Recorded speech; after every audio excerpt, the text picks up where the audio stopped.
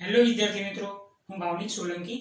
આજે આપણે ધોરણ 9 સામાજિક વિજ્ઞાન વિષયમાં ચેપ્ટર નંબર 8 ભારતના રાજ્ય બંધારણનો ઘડતર લેક્ચર નંબર 1 શરૂઆત કરીશું. આગળના લેક્ચરમાં આપણે ચેપ્ટર નંબર 1 ઇતિહાસનું લેક્ચર આપણે જોયું હતું. હવે આપણે નાગરિક શાસ્ત્રની શરૂઆત કરીશું. ઇતિહાસના ચેપ્ટર વિશે આપણે જોયું.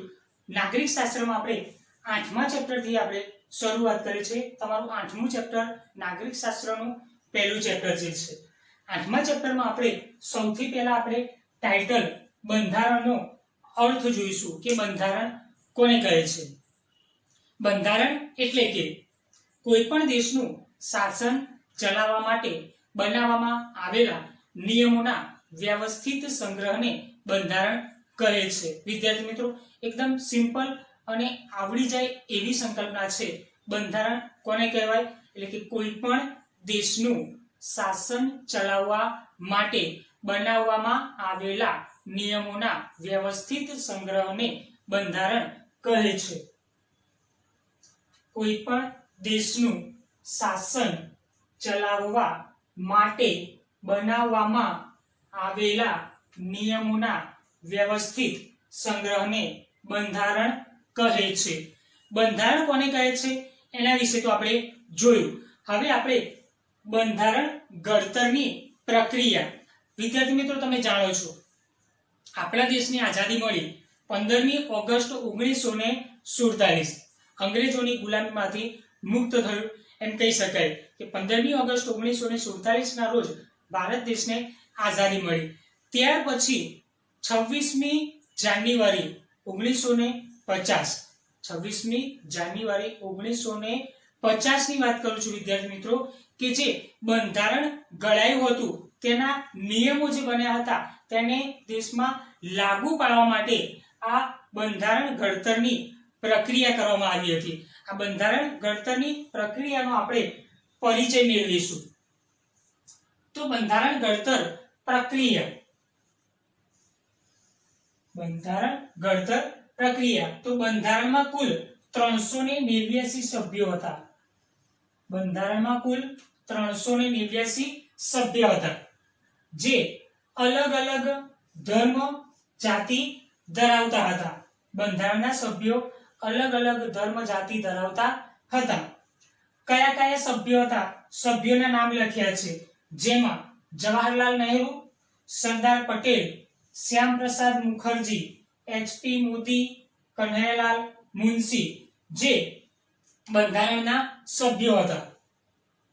બંધારણના મહિલા સભ્યો પૂછાય. બંધારણના મહિલા સભ્યોમાં સરોજિની નાયડુ અને વિજયાલક્ષ્મી પંડિત.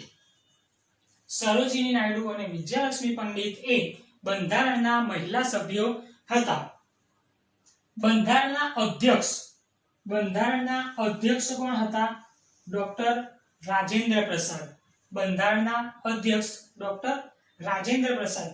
બંધારણના ખરડા સમિતિના અધ્યક્ષ ડોક્ટર ભીમરાવ આંબેડકર.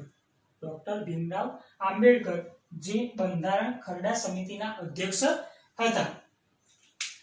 ફરીથી બંધારણ ઘડતરની પ્રક્રિયા પ્રશ્નની રીતે વિદ્યાર્થી મિત્રો જુઓ તો તમને સરળતાથી આ પ્રશ્ન આખી પ્રક્રિયા વિશે ખબર પડશે.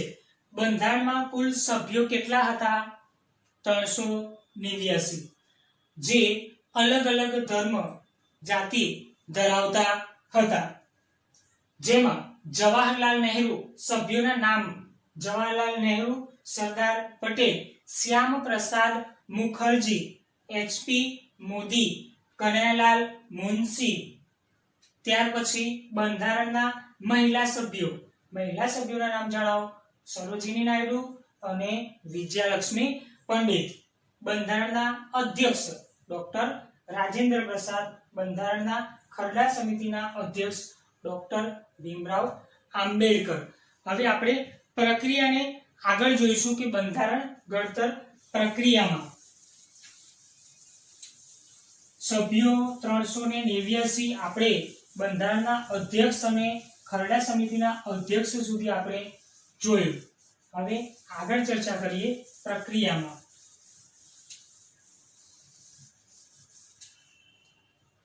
પ્રક્રિયાની વાત કરીએ તો બંધારણની કામગીરી 9મી ડિસેમ્બર 1946 થી શરૂ થઈ. બંધારણનું કાર્ય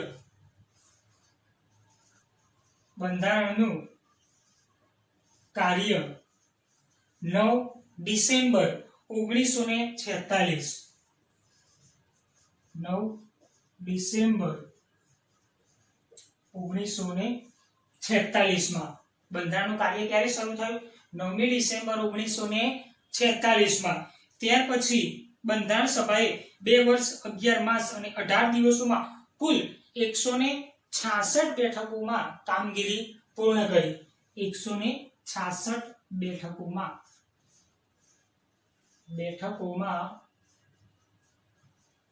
કામગીરી પૂર્ણ કરી.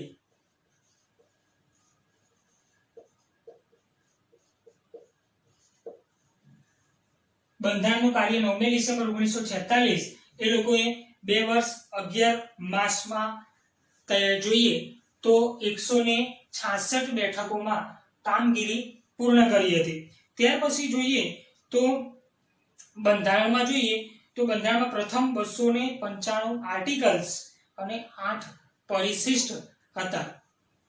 295 આર્ટિકલ્સ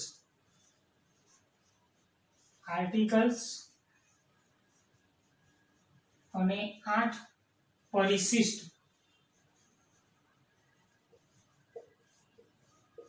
હતા. 295 આર્ટિકલ્સ અને 8 પરિશિષ્ટો બંધારણમાં હતા. 26મી નવેમ્બર 1949 ના રોજ બંધારણ પસાર કરવામાં આવ્યું. 26મી નવેમ્બર 1949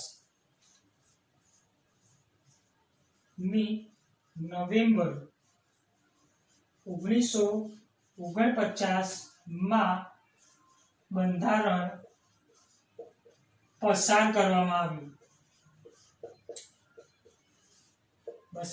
આવ્યું. ત્યાર પછી 26મી જાન્યુઆરી 1950 ના દિવસે બંધારણનો અમલ કરવામાં આવ્યો કે બંધારણ અમલમાં આવ્યું હતું, જેને પ્રજાસત્તાક દિવસ તરીકે ઉજવવામાં આવે છે. 26મી જાન્યુઆરી 1950 બંધારણનો અમલ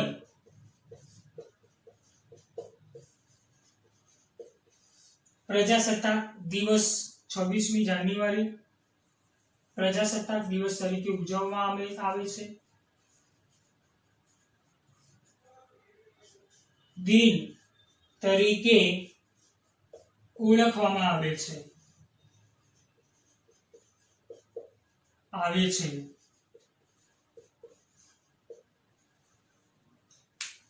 ધ્યાન આપજો ફરીથી. બંધારણનું કાર્ય 9મી ડિસેમ્બર 1946. બંધારણની કામગીરી ક્યારે શરૂ થઈ? 9મી ડિસેમ્બર 1946. કેટલી બેઠકોમાં કામ થયું હતું? 166 બેઠકોમાં કામગીરી પૂરી કરી હતી. 295 આર્ટિકલ્સ, બંધારણમાં 295 આર્ટિકલ્સ અને 8 પરિશિષ્ટ હતા. 26મી નવેમ્બર 1949 માં બંધારણને શું કરવામાં આવ્યું? પસાર કરવામાં આવ્યું. 26મી જાન્યુઆરી 1950 બંધારણનો અમલ થયો, જે દિવસને પ્રજાસત્તાક દિન તરીકે ઉજવવામાં આવે છે.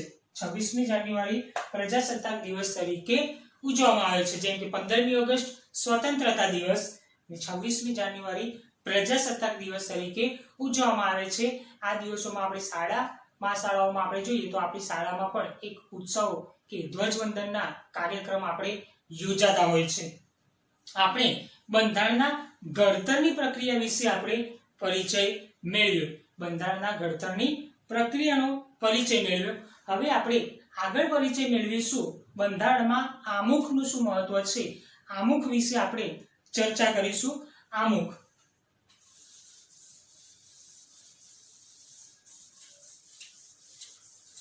આમુખ વિશે જોઈએ કે આમુખ શું છે.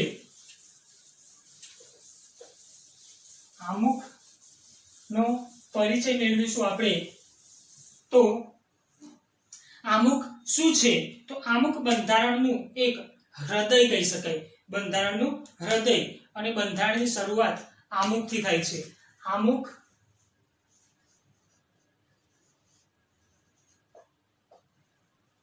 જોઈએ તો બંધારણની શરૂઆત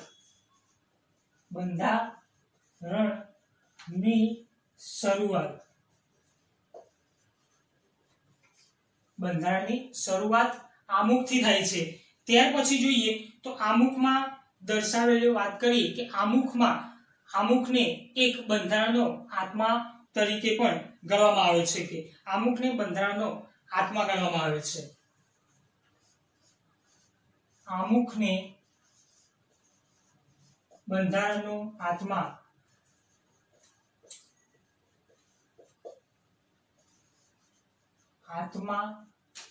ગણવામાં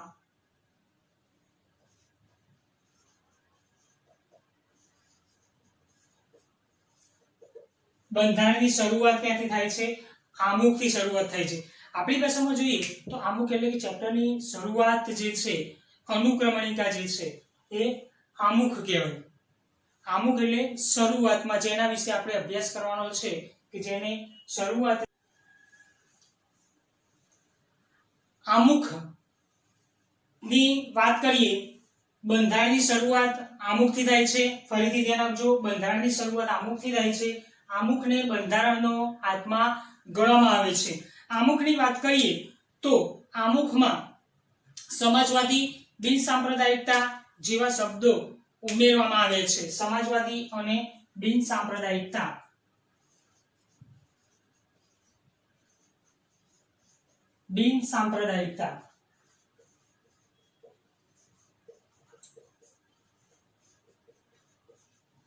આમુખમાં સમાજવાદી અને બિનસાંપ્રદાયિકતા જેવા શબ્દો ઉમેરવામાં આવ્યા છે. આમુખના બંધારણમાં મૂળભૂત હેતુઓ, ધ્યેયો, આદર્શો, સિદ્ધાંતોને વાચા આપે છે. આમુખ બંધારણના ઉદ્દેશ્યો થકી ભારતમાં કલ્યાણ રાજ્ય સ્થાપવાની ઉચ્ચ ભાવનાઓનો આદર્શોને સિદ્ધ કરે છે. ઉચ્ચ ભાવનાઓ અને આદર્શોને શું કરે છે? સિદ્ધ કરે છે. આમ આમુખ દ્વારા બંધારણના ઘડવૈયાઓના પરિચયની માહિતી આપવામાં આવી છે. આમુખમાં બંધારણના ઘડવૈયાઓના પરિચયની માહિતી આપવામાં આવી છે. આમુખ, ધ્યાન આપજો, બંધારણની શરૂઆત આમુખથી થાય છે. આમુખને બંધારણનો આત્મા ગણે છે. આમુખમાં સમાજવાદી, બિનસાંપ્રદાયિકતા જેવા શબ્દો ઉમેરવામાં આવ્યા છે. હવે આપણે આમુખનું મહત્વ જોઈશું.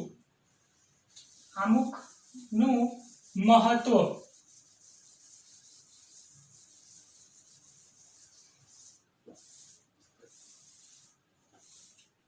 આમુખનું મહત્વ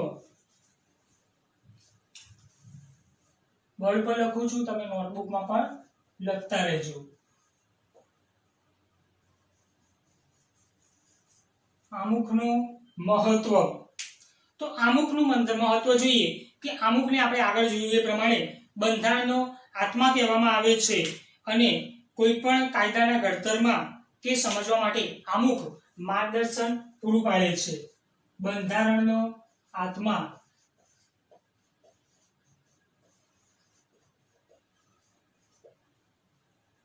એટલે કે કોઈ પણ કાયદાઓને સમજવા માટે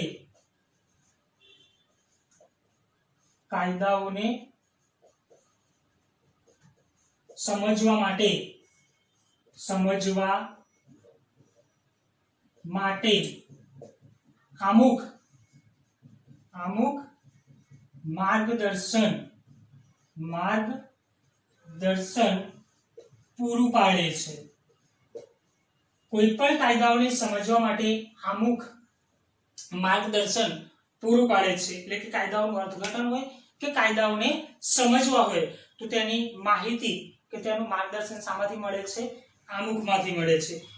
આમુખની વાત કરીએ તો આમુખ એ કાયદાની કોઈ પણ કલમ કે વિગતોમાં કોઈ પણ રીતે એક વિસંવાદિતા એટલે કે અસમંજસ ઊભું થતું હોય તો કાયદાના હેતુઓને સ્પષ્ટ કરવામાં પણ આમુખ મહત્વની ભૂમિકા ભજવે છે. આમુખ કાયદાની કલમોને સમજાવવા માટે અને તેના અર્થઘટન માટે મદદરૂપ બને છે.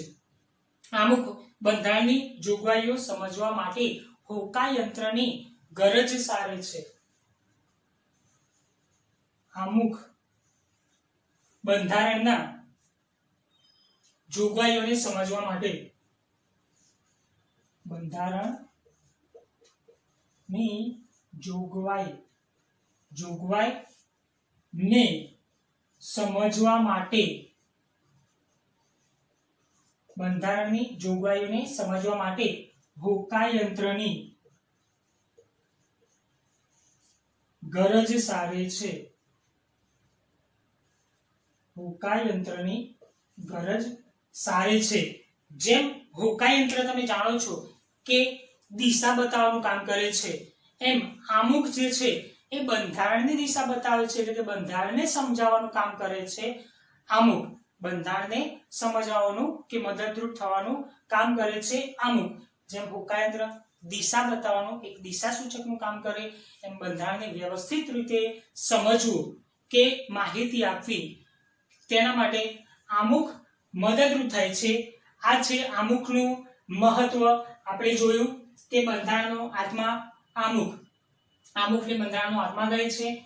કોઈ પણ કાયદાઓને સમજવા માટે આમુખ માર્ગદર્શન પૂરું પાડે છે. આમુખ બંધારણની જોગવાઈઓને સમજવા માટે હોકાયંત્રની ગરજ સારે છે. આમુખ એ બંધારણની જોગવાઈઓને સમજવા માટે હોકાયંત્રની ગરજ સારે છે.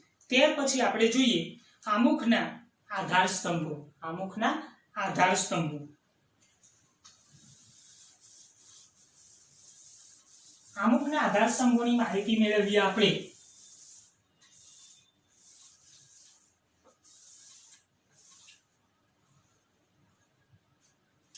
આમુખના આધાર સ્તંભો. આધાર સ્તંભો. આમુખના આધાર સ્તંભોમાં સૌથી પહેલું છે લોકશાહી.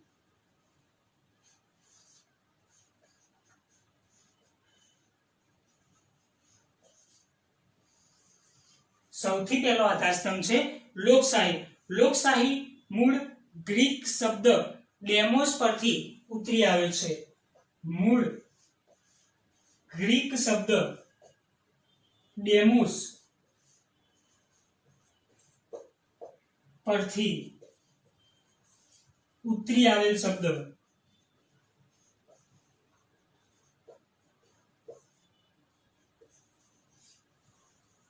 મૂળ ડેમોસ પરથી ઉતરી આવેલ શબ્દ. આ ડેમોસ શબ્દનો અર્થ થાય છે લોકો. આપણે આગળ તમે જાણો છો કે લોકશાહી શાસન કોને કહેવાય? લોકશાહી શાસન. લોકશાહી શાસન કોને કહેવાય? તો લોકો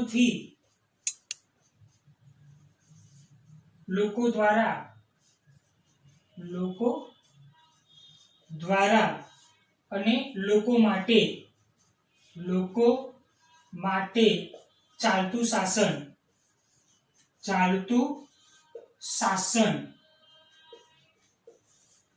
લોકોથી, લોકો દ્વારા અને લોકો માટે ચાલતું શાસન એટલે લોકશાહી શાસન. આ લોકશાહી શાસન કોને કહેવાય? લોકોથી, લોકો દ્વારા અને લોકો માટે ચાલતું શાસન, જેને લોકશાહી શાસન કહેવામાં આવે છે. ફરીથી ધ્યાન આપો. મૂળ ગ્રીક શબ્દ ડેમોસ પરથી ઉતરી આવેલો શબ્દ છે, જેને લોકો આપણે લોકશાહી તરીકે નામ આપવામાં આવ્યું છે. ડેમોસ નો અર્થ થાય છે લોકો. લોકશાહી શાસન વિશે કહ્યું કે લોકશાહી શાસન કોને કહેવાય? તો લોકોથી, લોકો દ્વારા અને લોકો માટે ચાલતું શાસન, જેને લોકશાહી શાસન કહેવામાં આવે છે. હવે આપણે આગળ ચર્ચા કરીશું સમાજવાદી.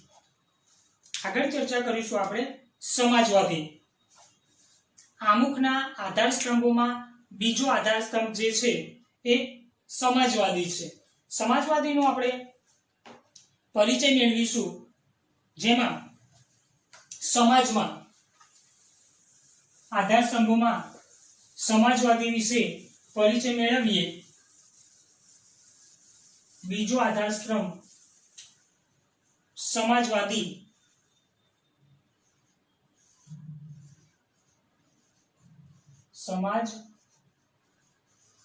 બીજો આધારસ્તંભ સમાજવાદી. 1976 માં કટોકટી શાસન દરમિયાન સમાજવાદી શબ્દ ઉમેરવામાં આવ્યો. 1976 માં કટોકટી શાસન દરમિયાન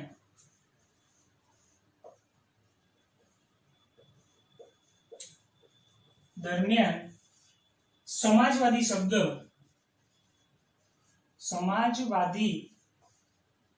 શબ્દ ઉમેરવામાં આવ્યો. કઈ સાલમાં? 1976 માં સમાજવાદી શબ્દ ઉમેરવામાં આવેલો. સમાજવાદી શબ્દની આપણે વાત કરીએ તો એક કાર્ય શું કે સામાજિક ક્રાંતિ લાવવાનો છે કે એક કલ્યાણ રાજ, સમાજમાં કલ્યાણ રાજ સ્થાપવાનો મુખ્ય ઉદ્દેશ્ય. સમાજમાં કલ્યાણ રાજ સ્થાપવાનો મુખ્ય ઉદ્દેશ્ય. સમાજવાદીનો મુખ્ય ઉદ્દેશ્ય કયો? સમાજમાં કલ્યાણ રાજ સ્થાપવાનો. સમાજવાદીનો મુખ્ય ઉદ્દેશ્ય કયો? સમાજમાં કલ્યાણ રાજ સ્થાપવાનો. કલ્યાણ એટલે લોકોનું કલ્યાણ થાય, લોકોનું ભલું થાય, લોકોનું સારું થાય.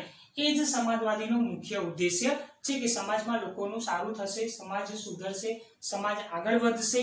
એટલે કે કલ્યાણ રાજ સ્થાપવાનો સમાજવાદનો મુખ્ય ઉદ્દેશ્ય છે. હવે આપણે આગળ જોઈશું બિન સાંપ્રદાયિકતા. સમાજવાદી વિશે ખબર પડી ગઈ છે. સમાજવાદી એટલે કે 1976 માં કટોકટી શાસન દરમિયાન સમાજવાદી શબ્દ ઉમેરવામાં આવ્યો હતો. સમાજમાં કલ્યાણ રાજ સ્થાપવાનો તેનો મુખ્ય ઉદ્દેશ્ય છે કે સમાજમાં લોકોનું સારું થાય, લોકોનું કલ્યાણ થાય, સમાજ સુધરે અને આપણો દેશ ધીરે ધીરે આગળ પ્રગતિ કરે. એ સમાજવાદી દર્શાવે છે. હવે આપણે આગળ ચર્ચા કરીશું બિન સાંપ્રદાયિકતા.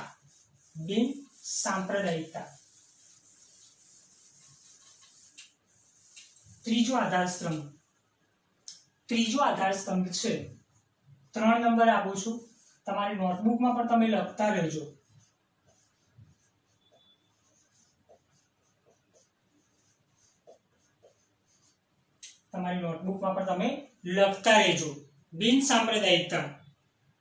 બિન સાંપ્રદાયિકતા જેને ધર્મનિરપેક્ષતા પણ કહે છે. શું નામ આપ્યું છે? ધર્મનિરપેક્ષતા. બિન સાંપ્રદાયિકતાને બીજું શું કહેવાય?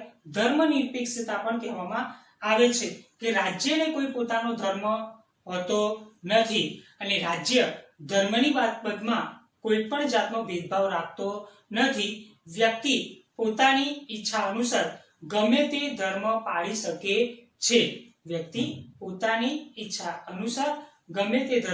પાળી શકે છે.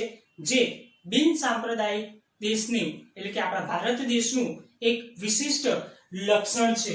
ભારત ધર્મનિરપેક્ષ દેશ છે. ધર્મનિરપેક્ષતા એટલે કે ભારત ધર્મનિરપેક્ષ દેશ છે. આગળ શું છે કે રાજ્યને પોતાનો કોઈ ધર્મ નથી. વ્યક્તિ પોતાની ઈચ્છા અનુસાર ગમે તે ધર્મ પાળી શકે છે. ધર્મની બાબતમાં કોઈ પણ ભેદભાવ રાખવામાં આવતો નથી. જે બિન સાંપ્રદાયિકતાનું એટલે કે ધર્મનિરપેક્ષતાનું એક વિશિષ્ટ લક્ષણ છે કે વિશિષ્ટ એક ઉદ્દેશ્ય કહી શકાય. જે બિન સાંપ્રદાયિકતાનો ઉદ્દેશ્ય બિન સાંપ્રદાયિકતાનો ઉદ્દેશ્ય છે. બિન સાંપ્રદાયિકતાનો ઉદ્દેશ્ય છે. ધ્યાન આપજો. બિન સાંપ્રદાયિકતા પૂછાય પરીક્ષામાં. બિન સાંપ્રદાયિકતા ધર્મનિરપેક્ષતા. ભારત કેવો દેશ છે? બિન સાંપ્રદાયિક દેશ છે, જેને ધર્મનિરપેક્ષ દેશ પણ કહેવાય. રાજ્યને પોતાનો કોઈ ધર્મ નથી. વ્યક્તિ પોતાની ઈચ્છા અનુસાર ગમે તે ધર્મ પાળી શકે છે. ધર્મની બાબતમાં કોઈ પણ ભેદભાવ રાખવામાં આવતો નથી. ભારતમાં ધર્મની બાબતમાં કોઈ પણ જાતનો ભેદભાવ રાખવામાં આવતો નથી, જે બિન સાંપ્રદાયિકતાનો એક મુખ્ય ઉદ્દેશ્ય છે. જે બિન સાંપ્રદાયિકતાનો મુખ્ય ઉદ્દેશ્ય છે. તમારે ખાલી આ જ વાક્ય યાદ રાખવાનું છે. ફરીથી હું એ વાક્યને રિપીટ કરું છું. બિન સાંપ્રદાયિકતાનો ઉદ્દેશ્ય કયો છે કે રાજ્યને પોતાનો કોઈ ધર્મ નથી. વ્યક્તિ પોતાની ઈચ્છા અનુસાર ગમે તે ધર્મ પાળી શકે છે. ધર્મની બાબતમાં કોઈ પણ ભેદભાવ રાખવામાં આવતો નથી, જે બિન સાંપ્રદાયિકતાનો મુખ્ય ઉદ્દેશ્ય છે. આપણે પોતાની જ વાત કરી તો આપણે પોતે હિન્દુ ધર્મ અપનાવીએ છીએ. એમ અલગ અલગ ધર્મની વાત કરીએ કે હિન્દુ, મુસ્લિમ, શીખ, ઈસાઈ, વ્યક્તિ પોતાની ઈચ્છા અનુસાર ગમે તે ધર્મ પાળી શકે છે. ધર્મની બાબતમાં કોઈ પણ જાતનો ભેદભાવ કરવામાં આવતો નથી. પોતાની ઈચ્છા અનુસાર વ્યક્તિ ગમે તે ધર્મ પાળી શકે છે. જે આપણો ભારતીય દેશ જે બિન સાંપ્રદાયિક દેશ છે, જેમાં તેના વિશે માહિતી આપવામાં આવી છે. આપણે સમજ્યા બિન સાંપ્રદાયિકતા એટલે કે ધર્મનિરપેક્ષતા. તમને આ પ્રશ્નમાં ખબર પડી ગઈ હશે. હવે આપણે આગળના પ્રશ્નની ચર્ચા કરીશું. બંધારણના મૂળભૂત લક્ષણો. તમે તમારી નોટબુકમાં સારા અક્ષરે આ બિન સાંપ્રદાયિકતા પણ લખી નાખજો. જે તમારા સ્વાધ્યાય પ્રશ્નમાં પણ આપેલો પ્રશ્ન છે, પરીક્ષામાં પણ પૂછાઈ શકે. તમારી નોટબુકમાં લખતા રહેજો. વિડિયો જોતા જોતા તમે નોટબુક પણ રાખો સાથે, અને તમારી નોટબુકમાં પણ લખતા રહો, જેથી કરીને પરીક્ષામાં તમે એને વાંચવા માટે ઉપયોગમાં લઈ શકો. હવે જો બંધારણના લક્ષણો.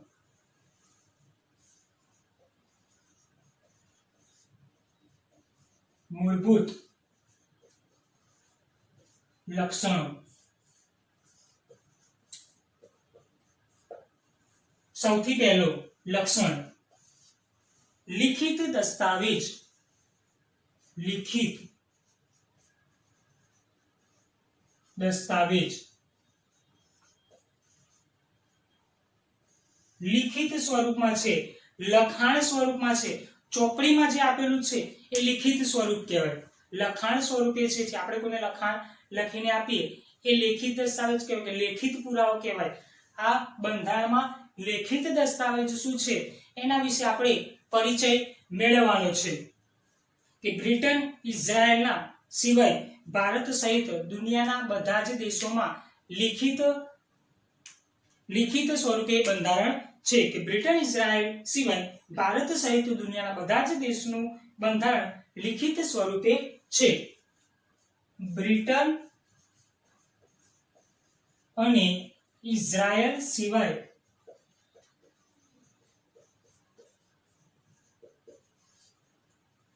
દુનિયાના બધા જ દેશોનું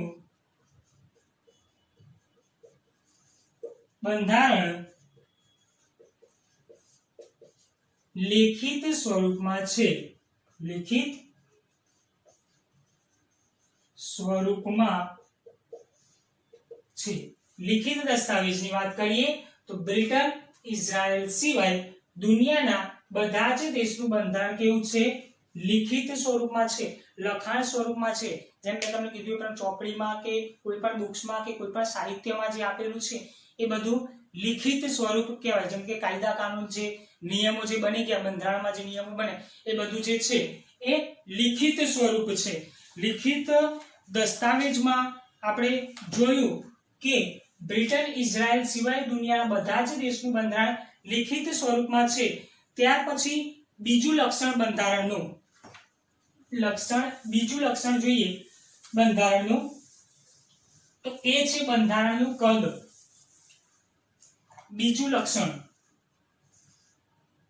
બંધારણનું કદ. બીજું લક્ષણ છે બંધારણનું કદ. બંધારણનું કદ કહીએ તો બંધારણને 22 ભાગોમાં વહેંચવામાં આવ્યું છે. કેટલા ભાગમાં? 22 ભાગોમાં.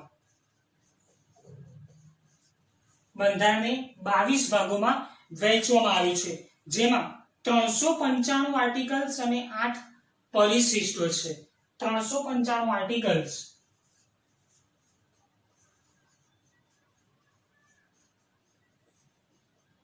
8 પરિશિષ્ટ. સુધારેલા જોઈએ તો અત્યારે 12 પરિશિષ્ટો. 395 આર્ટિકલ, 8 પરિશિષ્ટ, અત્યારે સુધારેલા 12 પરિશિષ્ટો છે. બંધારણના કેન્દ્ર અને રાજ્યોની શાસન વ્યવસ્થા, તેમનો આંતર સંબંધો, લોકોના મૂળભૂત હકો અને ફરજો, માર્ગદર્શનના સિદ્ધાંતોની જોગવાઈ બંધારણના કદમાં કરવામાં આવી છે. હક, ફરજ, માર્ગદર્શનના સિદ્ધાંતો,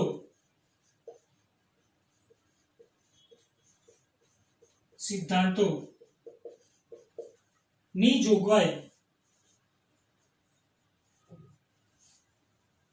બંધારણમાં કરવામાં આવી છે.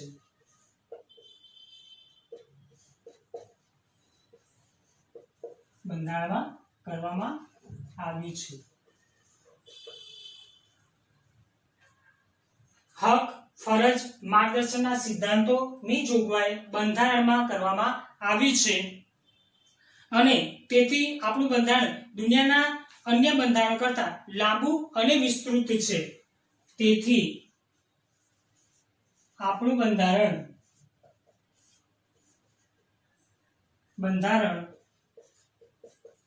દુનિયાના બધા જ દેશોના બંધારણ કરતાં લાંબુ અને વિસ્તૃત છે. લાંબુ અને વિસ્તૃત છે. ફરીથી જો બંધારણનું કદ, બંધારણની કુલ 22 ભાગોમાં વહેંચવામાં આવ્યું છે. 395 આર્ટિકલ, 8 પરિશિષ્ટ, જે અત્યારે હાલ 12 પરિશિષ્ટ. બંધારણમાં જોઈએ તો હક, ફરજ, માર્ગદર્શનના સિદ્ધાંતો ની જોગવાઈ બંધારણમાં કરવામાં આવી છે. તેથી આપણું બંધારણ દુનિયાના બધા જ દેશોના બંધારણ કરતાં કેવું છે? લાંબુ અને વિસ્તૃત છે. આપણું બંધારણ દુનિયાના બધા જ દેશોના બંધારણ કરતાં લાંબુ અને વિસ્તૃત છે. આપણે બંધારણના કદ સુધી આપણે જોઈએ છે આજે. હવે આપણે આગળના ટોપિકની શરૂઆત નવા લેક્ચરમાં એટલે બીજા લેક્ચરમાં આપણે આગળના ટોપિકની શરૂઆત કરીશું. અહીંયા સુધી જે ચાલ્યું છે એ બધી જ વસ્તુ તમે તમારી નોટબુકમાં સારા અક્ષરે લખજો, જેથી કરીને તમે પરીક્ષામાં તેને વાંચવા માટે તેને ઉપયોગમાં લઈ શકો. આગળ તમે જે ચેપ્ટર 1 ના પ્રશ્નો લખેલા છે એ ચેપ્ટર 1 પછી તરત જ તમારે કોઈ પેજ છોડવાના નથી. તમારે સળંગ જ ચેપ્ટર 1 પૂરું થયું પછી તરત જ તમારે 8મું ચેપ્ટર કરીને લખવાનું શરૂ કરવાનું છે. અહીંયા સુધી આજે આપણે બંધારણના કદ સુધી રાખીએ છીએ. આગળના લેક્ચરમાં આપણે બંધારણના કદ પછી આગળના ટોપિક વિશે આપણે ચર્ચા કરીશું. Thank you.